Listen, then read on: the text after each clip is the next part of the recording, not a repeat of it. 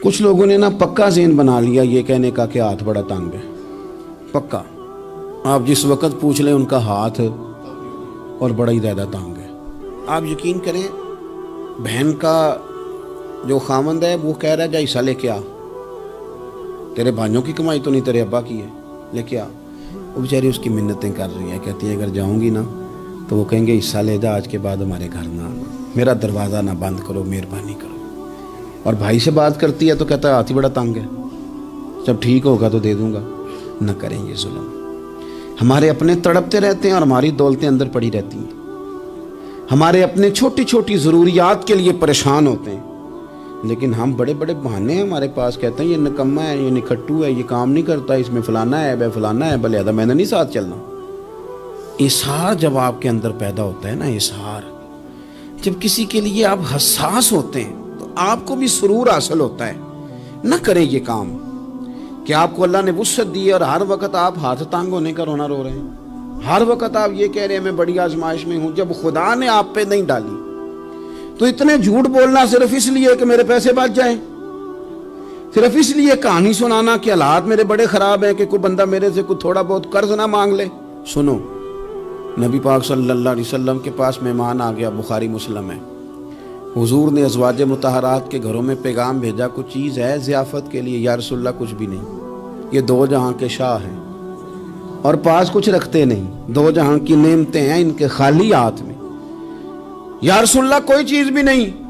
حضور نے صحابہ کے مجمع پہ نظر ڈالی، یا رسول اللہ صلی اللہ علیہ وسلم حکم ہو، تو حضور فرمانے لگے تم میں سے کوئی بندہ ہے جو اسے گھر لے جائے روٹی کھلائے۔ ایک صحابی اٹھے فوراً، حضور میں لے کے جاتا ہوں کھانا کھلاتا ہوں۔ فرماتے ہیں میرے گھر میں صرف بچوں کا کھانا تھا،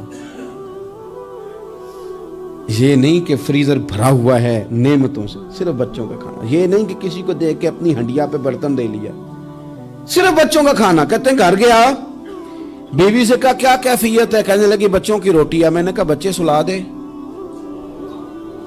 صبح ناشتہ کر لیں گے۔ تو کہنے لگی آپ کیا کھائیں گے؟ تو میں نے کہا نہ میں کھاؤں گا نہ تو کھائے گی، مہمان جو نبی پاک کا ہے۔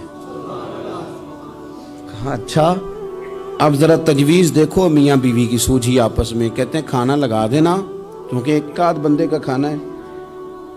اپنی غربتوں کا ہر جگہ اظہار کرنا، رونا رونا، یہ دیکھو غربت کیسے چھپائی جا رہی۔ اس کو کہا نہیں کہ چل تو تھوڑا رحم کھا، تو آیا ہے تو تھوڑا رحم کھا، یہ نہیں کہا۔ کہا اٹھ کے نا تو کھانا رکھنا اور اٹھ کے نا چراغ ٹھیک کرنے کے بہانے بجھا دینا۔ ہم دنیا والوں کے سامنے کیوں اپنے دکھ بیان کریں؟ ہم جو کہیں گے رب رسول کی بارگاہ میں کہیں گے۔ تو نا چراغ ٹھیک کرنے کے بہانے، اہلیہ اٹھی، کھانا دینے کے بعد چراغ ٹھیک کرنے کے بہانے بجھا دیا۔ خامد بھی ہاتھ چلاتے رہے، بیوی کبھی برتن رکھتی کبھی اٹھاتی، پتہ چلے کہ کھانا کھا رہے ہیں، کھانا کھایا جا رہا ہے۔ کہتے ہیں مہمان پیٹ بھر کے کھانا کھا گیا۔ یہ کام ہوا رات کے اندھیرے میں، اس وقت ہوا جب چراغ بھی بند تھا، اس وقت ہوا جب کوئی دیکھنے والا نہیں تھا، کسی پڑوسی کو بھی خبر نہیں تھی۔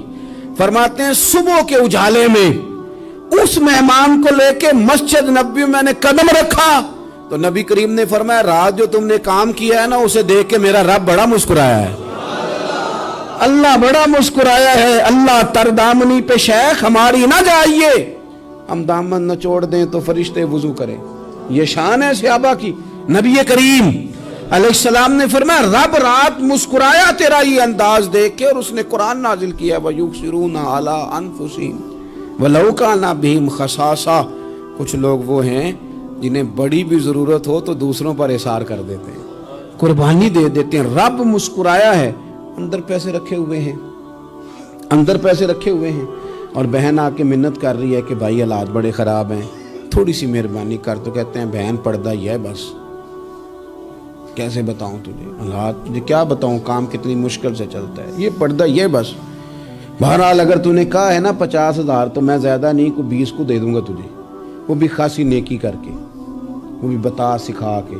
رات اماں پہ علیحدہ سے احسان چڑھاؤں گا، ابا پہ علیحدہ سے چڑھاؤں گا کہ تمہاری بیٹی کے ساتھ تعاون کرنا، سارے علاقے کو ویسے ہی بتاؤں گا۔ اور وہ غریبنی بیچاری 20,000 لے کے گھر گئی ہے، پہ سفارشیں کر رہی ہے کہ مہربانی کرو۔ میں نے ایسے بھی دیکھے ہیں جو پہلے بیوی کو پکڑاتے ہیں، تو دے